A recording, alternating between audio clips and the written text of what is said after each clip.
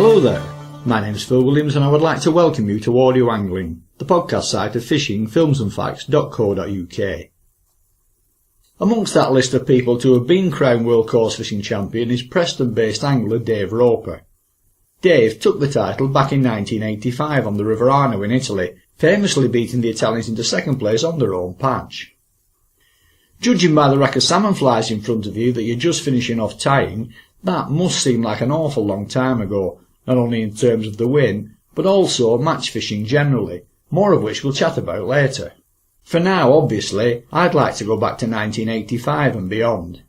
So to kick things off, what are your recollections of that memorable day?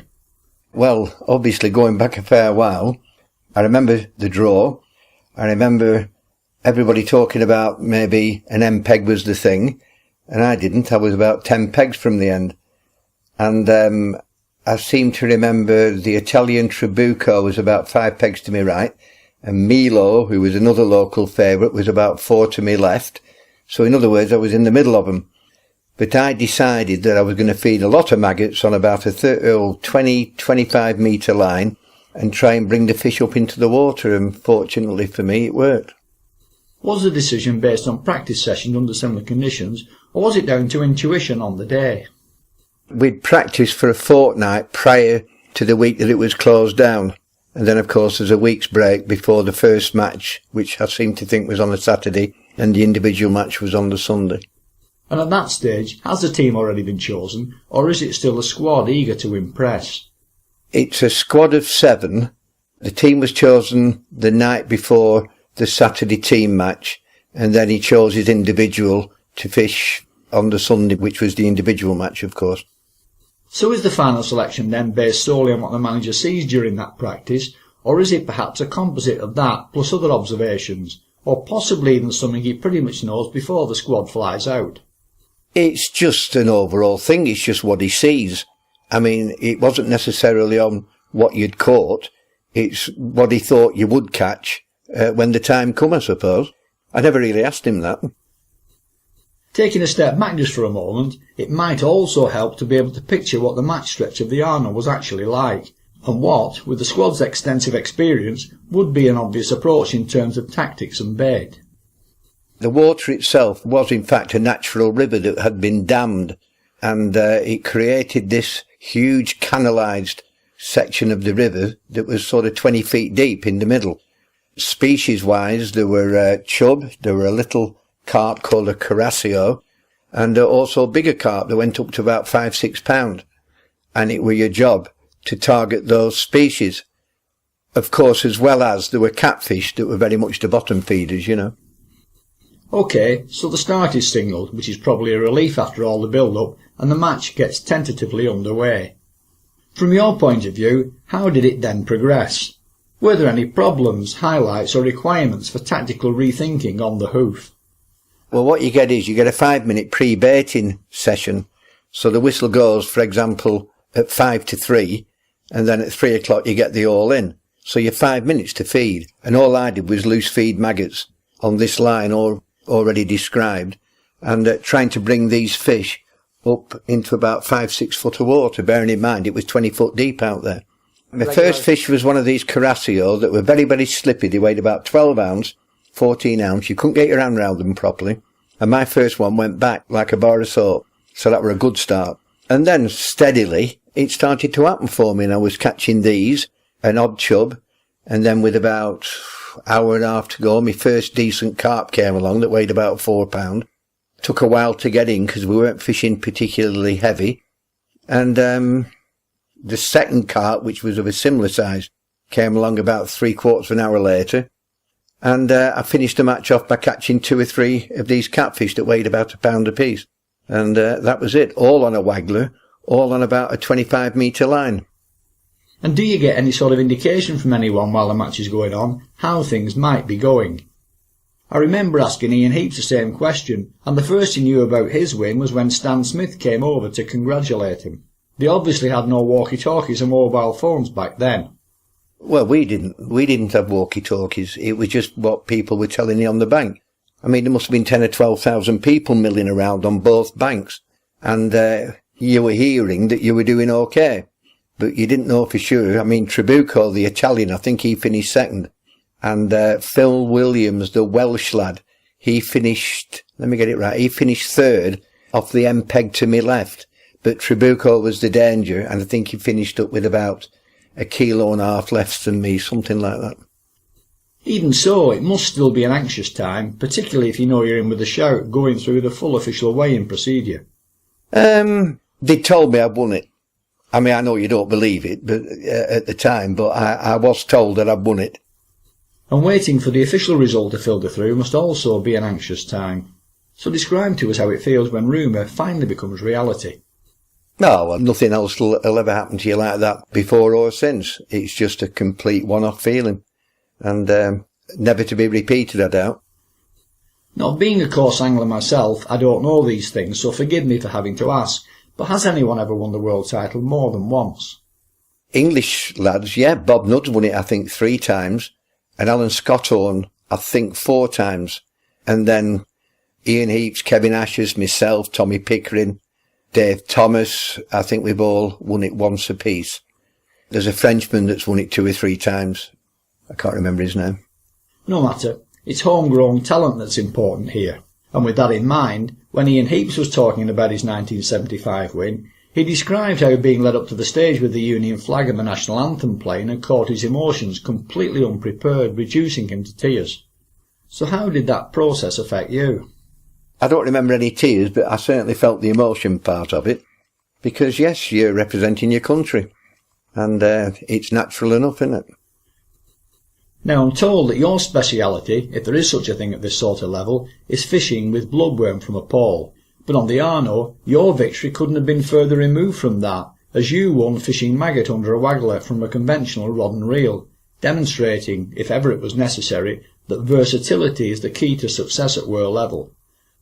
Oh, it is. If you can only do one thing, you don't get picked. That's a fact. But, I mean, we fished on another venue, the Lancaster Canal in Belgium, I think in either 88 or 89, and that was a pole and bloodworm venue, and he picked a team to suit.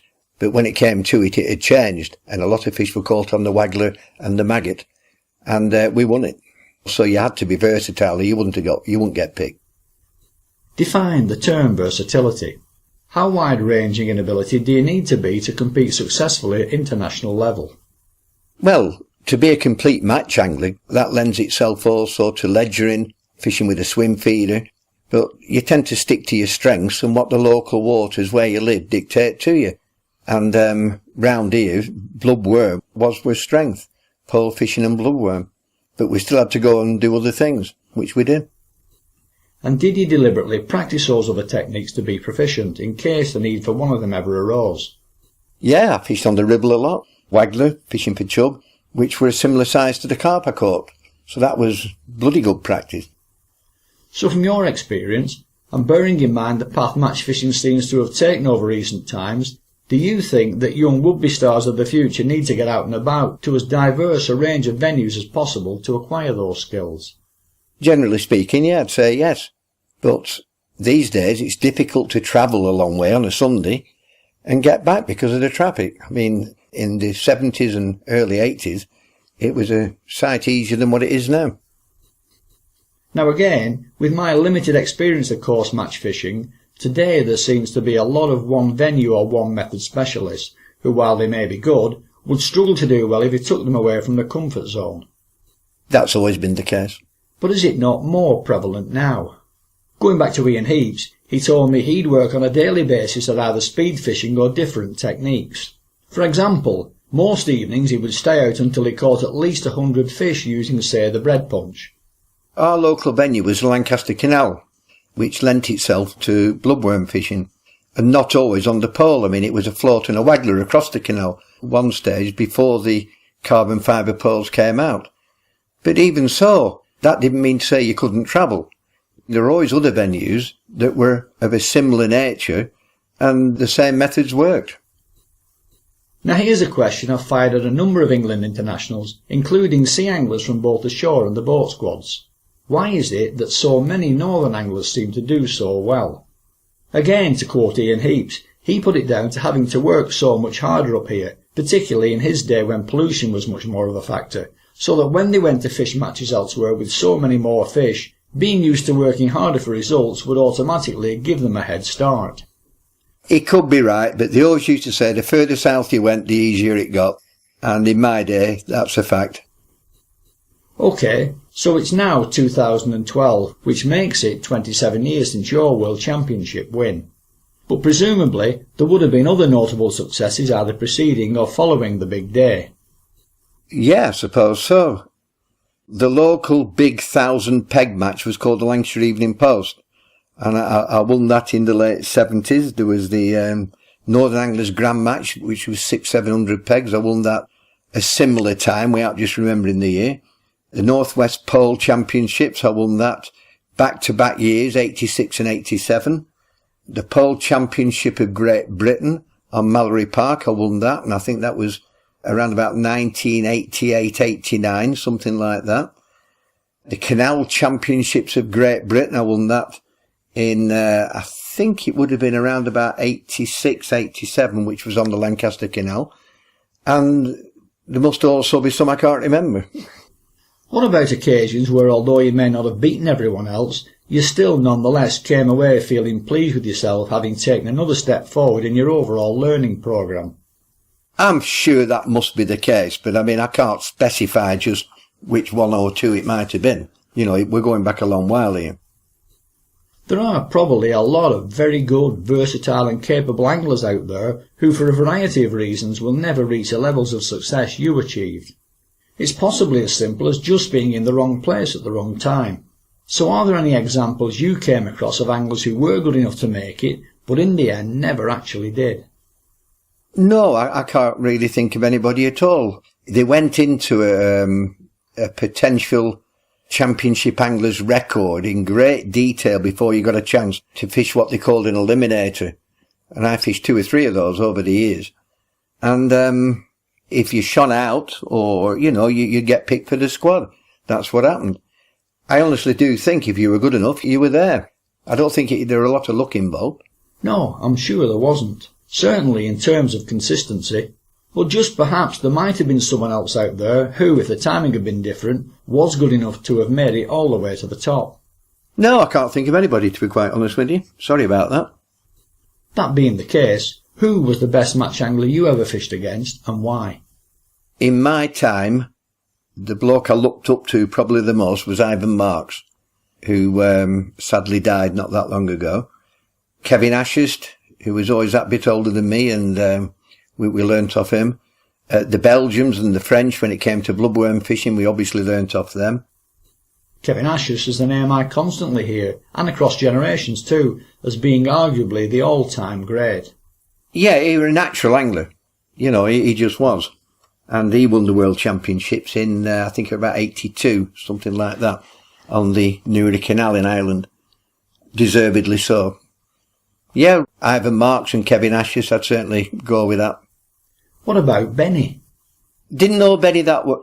I mean, I knew Benny, don't get me wrong, but, aye, Benny.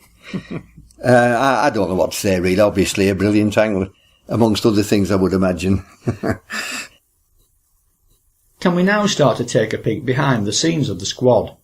What part in determining both team as well as individual honours does the manager and his assistants play? What, determining who fishes? Yeah, determining who fishes to some extent, but I was thinking more in terms of the overall outcome through tactical decisions and team orders. It's not like that, really. Everybody has an input. And between 6 or 7 people, I mean, obviously the manager has the overriding say, if you like, but between us, we sort it out. That's how it always were when I were there. And everybody has a bit to say, and between us you get there. So who was the team manager back in your day? Well, the first manager I fished under was Stan Smith, and he was like a sergeant major. You're a bit frightened of him in a way. I mean, we weren't that old at the time. And I'm sure it was like being in army. And he didn't share a lot with you at all. He probably confided in Kevin Ashurst as being his main confidant, if you like. And the rest of us got told what to do.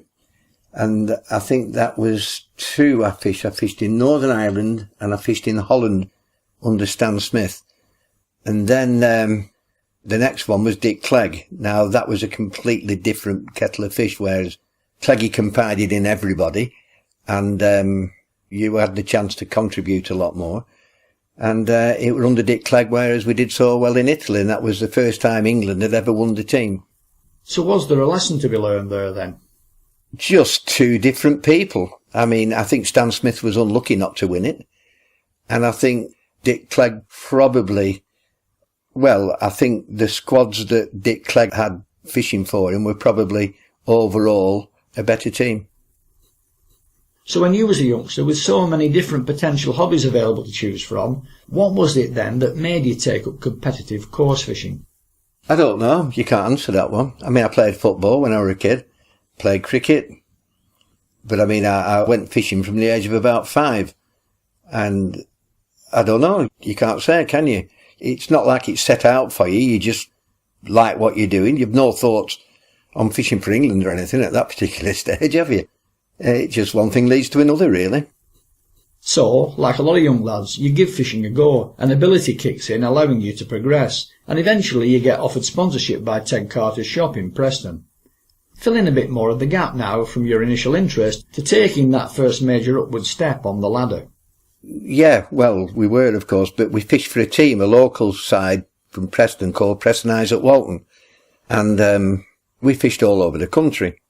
And we did very well in nationals in the 70s. I was captain for 12 years. We won the second division championship on the River Witham. I think that was late 70s. And we did very well in first division. And finally we won it in the very, very late 80s on the... I think it was Trent Mersey Canal. That was where it all came from, I suppose. I take it you also fished the big individual matches as well? Yeah, certainly, yeah, as an individual. There was team matches, but team took second place to individual because of the amount you won to win it as an individual. Surely there must eventually come a point when even if you wasn't actively seeking to be an England squad member, you nonetheless feel you might be in with a chance. So when was that for you? Well, in the late 70s, we knew we were getting close because of what we were picking up in wins and stuff. And it was just a matter of awaiting an invitation to go and fish an eliminator, which eventually it arrived. Myself and my friend David Brogden, we travelled to the Newry Canal and we fished Stan Smith's eliminators, which was 2 matches, one in the morning, one in the afternoon. We both finished in the top 5 and got picked. Now, dedication is a word frequently used to describe people operating at the very highest level, which you obviously was. Getting there, however, is very different to keeping yourself there once you've arrived. What then was your typical schedule to maintain that level of consistency? Well, in summertime I'd fish, 4 or 5 matches a week. Saturday, Sunday, Monday night, Wednesday night, Thursday afternoon. And this, as long as the light lasted, this is what we were doing. And not necessarily all local either. We was travelling all over the place. I mean, we could easily fish a match on the Witham on the Saturday and fish a match up in Yorkshire on the Sunday. You know, we used to travel all over the country. It weren't just local. What emphasis then should be put on practice? It's very necessary. To be good at anything, you've got to be doing it. And you've got to be doing it on a very, very regular basis. And if you don't, you won't get anywhere. That applies to anything. And new techniques or developments, where does taking those on board fit into the grand plan? Well, the only new development that appeared really was the advent of the pole. And that would have been somewhere middle 70s, I would have thought, when it started just to take hold. And we were at the forefront of that. I mean, we had carbon poles in the 1970s, and we started to win with them. Even though initially it was a continental innovation. Yeah, but for our canals it was perfect. It really was, because it meant you could control your fishing on the far bank. That was the be-all and everything, that was. But given a free choice between the pole and the rod for a venue which could go either way, which of the two would you prefer to use? Or is that a question that can only be answered by circumstances and conditions on the day? Well, it is, very much so, depends where you are. I've no preference, really. If it's the method and you need to do it to win, it wouldn't bother me what it was. Right, let's say there's a big match coming up next weekend and you intend to fish it. What would your preparation be to be in with a realistic chance of winning it? Well, you've got to know your venue, where you're going, and you quite simply prepare accordingly. It depends. You to think what's going to win it, what type of fish, and just prepare yourself accordingly. That's all you can do. But in order not to get caught out, how do you cover yourself, if not for every eventuality, then at least for most of them? Once again, you do your own work. Obviously, you only travel to a place for the first time once. The second time, you should know all about it. And we used to do a lot of this when we were practising for nationals. And on a couple of occasions, we took bloodworm and made it work, and then they banned it. That happened on the River Arno, which was the year I got married. I should be able to remember it. We could say it's about 30 years ago. You're going to get in trouble. I am, aren't I? Yeah. I'll cut that bit out for you. And yeah, well, we went and practised. We made it work. And they banned the bait. They thought it was going to... And it never would have done. It would have been an interesting match, as it was. With bloodworm banned, it was a terrible match. People were getting good points with ounces. Am I right in thinking that on many rivers it's possible to be faced with conditions that can change very rapidly, falling outside that for which you prepared yourself for on the day? How then does a good match angler read the water in front of him and arrive at the best approach for any given situation? Right, let's look at it this way. I'm not saying most, but a lot of fishing matches are won from a cross on either a river or a canal. And, whatever method it is to get you there. I mean, you might end up ledgering, you might be using a swim feeder, it might be a waggler, it could be anything, but many a time a pole won't do it. Like if it's a wide canal, like the Gloucester Canal, for example, the pole is only of limited use. It might get you section points, but the win would probably come off another method. I was thinking more in terms of sorting out the best approach in practice, then on the match day a deluge comes down and all that gets thrown up in the air. Oh, that can happen, yeah, of course. We didn't fish the River Trent a lot, but we still used to fish it. And it's a natural river, so of course, one week it can be up and the next week it's fine down. I mean, it's just a matter of the more colour there is in the water, and probably the bigger the bait, the bigger the hook, the heavier the line, and as it fines down to become, say, almost gin clear, you have to fine it all down. And that applies to any fishing. From what I've been told, I get the impression that match fishing of the 1970s was possibly the most special time. Certainly it was a transitional time, and one blessed with some very capable and versatile coarse anglers, a far cry in many ways from how things appear today. Now I know you don't coarse match fish anymore, which is something we will come to later. That said, what's your take on how it was in your day compared to the present time? Well, these days I don't, but fishing on a contrived fishery, as I call them, well, the problem is people aren't travelling like they used to do. I mean, there's 2 or 3 venues in the local area here which are, I suppose they are, carp lakes. The odd one has a few hide and chub and stuff like that, but you get 15 turning up. And it costs you a lot more to fish. And it's nothing like it used to be. People still turn up, but as I say, not many. You'll get 12 on one venue, 20 on another, and 15 on another. Whereas in my day, you get 150 all in one place. And therein lies the difference. And what are your thoughts about the dominance of carp fishing, even in matches these days? I'm not bothered, to be honest with you. It doesn't affect me. I don't do it anymore. What I do now is salmon fishing in the main, and you have to step back and let them get on with it. I have no thoughts at all on getting back into match fishing. But if you was just about to take up fishing as a hobby, would you think differently? Or perhaps go for some other aspect of fishing, and maybe even think of looking beyond fishing altogether? I don't know. It's an unanswerable question. I really don't know. I mean, Dave Brogden's son takes it very seriously. Him and his friend Chris Gorrell, they fish and they travel to a lot of the bigger venues where you might get 60 or 70 turning up and do quite well. But I don't think it would be for me. But I don't know. You can't answer the question really, can you? No. Who, for you then, were the true match greats prior to, during and after your time? Well, I've already mentioned Ivan Marks and Kevin Ashurst. There used to be a lad from Wigan called Graham Joint. who sadly passed away some years ago. He was the first person I ever saw using a roach pole. So he had a lot to do with the roach pole coming across. During my time, my friend Dave Brogden, Ian Heaps, you've already mentioned, people like that. Then when you start fishing at England level, you're talking about your Tommy Pickering and Dennis Whites and Bob Nudd and people like that. And they all came up from different parts of the country and were all very, very, very good anglers. But what were they also like as individual characters? Or was it taken more seriously than that? Though, as was said earlier, Benny Ashurst was both a good angler and a character too. They all took it seriously, but it didn't stop them going out. And from what I remember, yeah, there were curfews when it came nearer the time, of course there were. But we weren't professionals. Fishing was not, and still isn't, professional.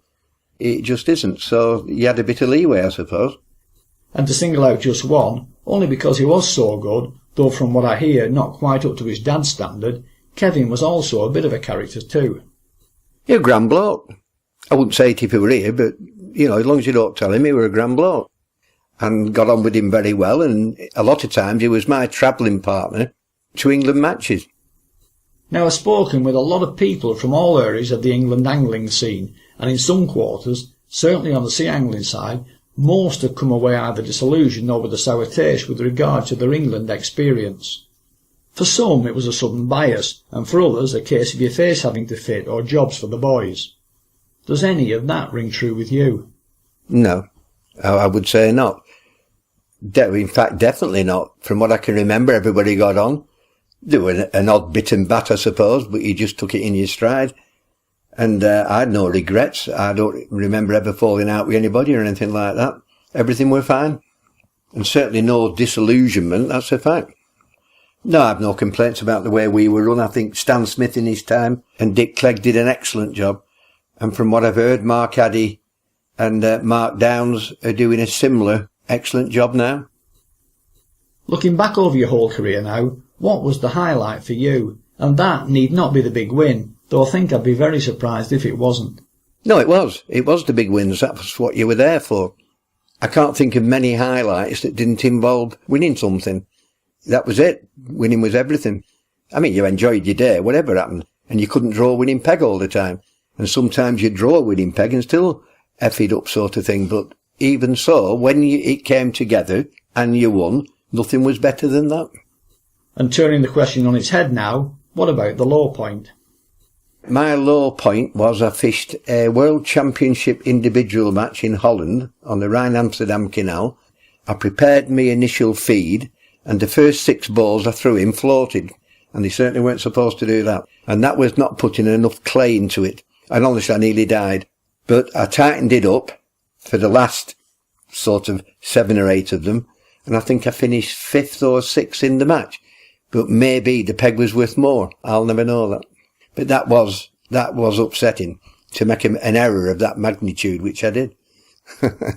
That one sticks out. It shows you're human, that's the good thing. Yeah, it happens. And if you could have your time over, would you still want to do it all again? I'd say probably yes, because I don't know what else I'd do, to be honest with you. Fishing was always my thing. It still is, but a different form of fishing. Certainly yes, if it followed the same format as what it did. But I don't know whether I could get myself into fishing 12 and 15 peg matches. I don't think I could do that. I'd have to travel and find something bigger. And no regrets? Oh, none at all. Absolutely not. Wouldn't have swapped it for anything. And for any up-and-coming coarse match anglers wanting to follow your example, what would you say to them? It's just keep your nose down, keep winning, and bring yourself to the attention of whoever it is. That's all you can do. And if you get noticed, you'll get your chance. And then if you're fortunate enough, it'll go well for you when you do get your chance. There is some luck involved, of course. People have had chances, and it hasn't worked out for them. We were fortunate it did. So is there anything extra beside the results you can do to ensure you get noticed in a useful way? I don't think so. You've just to let it happen, haven't you? If you're any use, you'll come to their attention, for certain. And to round the interview off, what's Dave Roper up to these days? Right, well, I'm semi-retired now. I work a couple of days a week. My salmon fishing is so important. I love it. I travel up to Scotland fishing, fish the Tweed. We have a length on a tributary of the River Ribble called the River Hodder, which is brilliant. I think I've 4 or 5 salmon up it last season. And that's me fishing, but not match fishing. I don't think I could anymore. Probably wouldn't be able to see well enough, wouldn't be quick enough. You would be able to do to a certain level, but that's of no interest. You know, if you can't be up there, I wouldn't want to do it. And that's probably selfish. And from the flies you was tying earlier, the focus now is just on salmon, I take it. It is. I love it. What about sea trout? Oh yeah, we catch sea trout as well on the Hodder. I think my biggest one last year were about 5.5 pound. Yeah, they're good fun. Is it all fly, or do you use spinners as well? That was on a Rapala. I've had them on the fly, but certainly more on lures. I'm not fussy how I catch them. I prefer fly fishing, but no, if circumstances say do something else, I'll do something else, for sure. So how are the salmon catch numbers holding up? I'm on a backward spiral at the minute. I think I'd 9 last season, I'd 16 the year before, and I think I'd 24 the year before that, so I'm going backwards. What about taking the salmon tackle abroad? Have you had a go at any of that yet? I go to Thailand fishing. I'm going in April, which is next month, catching catfish, arapamas. My biggest one up to now was 150 kilos, which is a bloody big fish. In English, that's 334 pound. And I caught that in 2008.